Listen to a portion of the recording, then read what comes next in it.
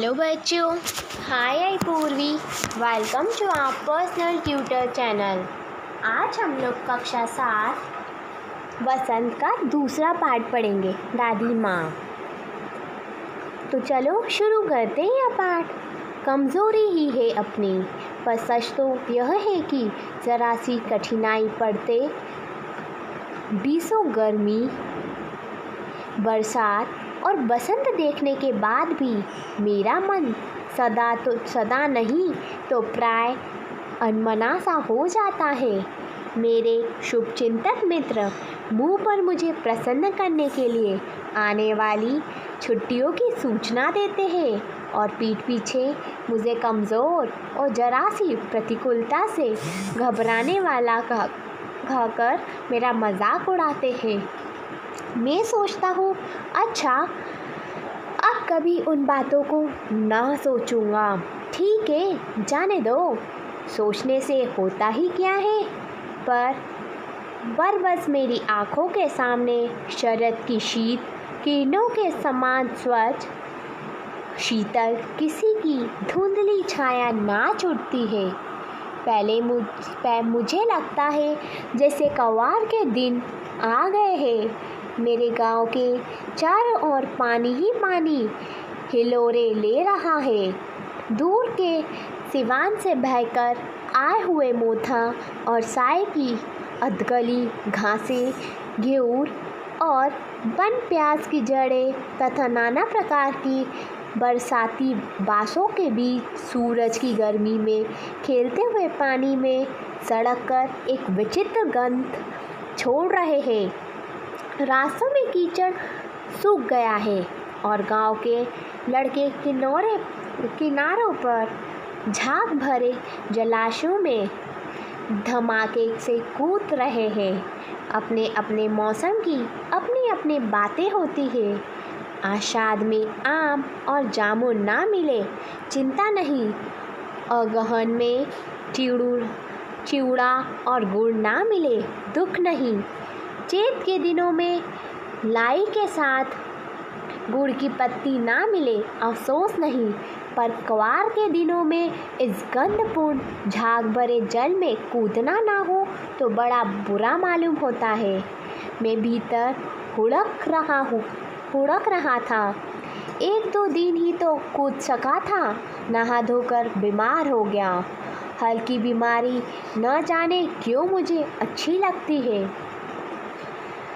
थोड़ा ज्वर हो, सर में साधारण दर्द और खाने के लिए दिन भर नींबू और साबु, लेकिन इस बार ऐसी चीज़ नहीं थी। ज्वर चढ़ा तो चढ़ता ही गया, रज़ाई पर रज़ाई, और उतरा रात 12 बजे के बाद। दिन में मैं चादर लपेटे सोया था। दादी माँ आई, शायद नहा कर आई थी। उसी झाग वाले जल में पतले दुबले सने शरीर पर सफ़ेद किन्हारीहीन धोती, सन से सफ़ेद बालों के सिरे पर संग टपके हुए जल की शीतलता। आते ही उन्होंने सर पेट छुए, आंचल की गांठ खोल किसी अदृश्य शक्तिधारी के चबूतरे की मिट्टी मुंह में डाली, माथे पर लगाई।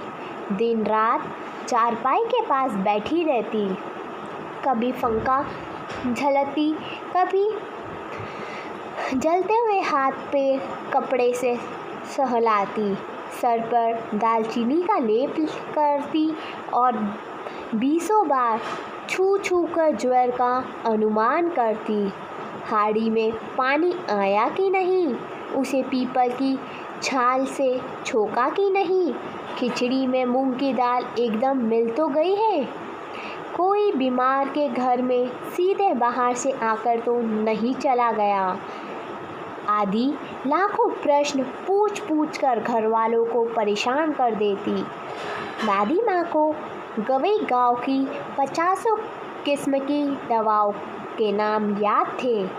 गांव में कोई बीमार होता तो उसके पास पहुंचती और वहाँ भी वही काम, हाथ छूना, माथा छूना, पेट छूना, फिर भूत से लेकर मलेरिया, सरसाम, निमोनिया तक का अनुमान विश्वास के साथ सुनाती। महामारी और विषुचिका के दिनों में रोज सवेरे उठकर स्नान के बाद लवंग और गुड़ मिश्रित जलधर, गुगल और धूप सफाई कोई उनसे सीख ले। दवा में देर होती, मिश्री या शहद खत्म हो जाता, चादर या गिलाफ नहीं बदले जाते तो वे जैसे पागल हो जाती। बुखार तो मुझे अभी भी आता है, नौकर पानी दे जाता है, मेस महाराज अपना मन से पकाकर खिचड़ी या साबू, डॉक्टर साहब आकर नाड़ी देख जाते हैं और कुनेन मिक्सर की शीशी की तिताई के डर से बुखार भाग भी जाता है। पर न जाने क्यों ऐसे बुखार को बुलाने का जी नहीं होता। बच्चों, I hope you like this video. If you have any query related to this video, so please comment in comment box. Thank you.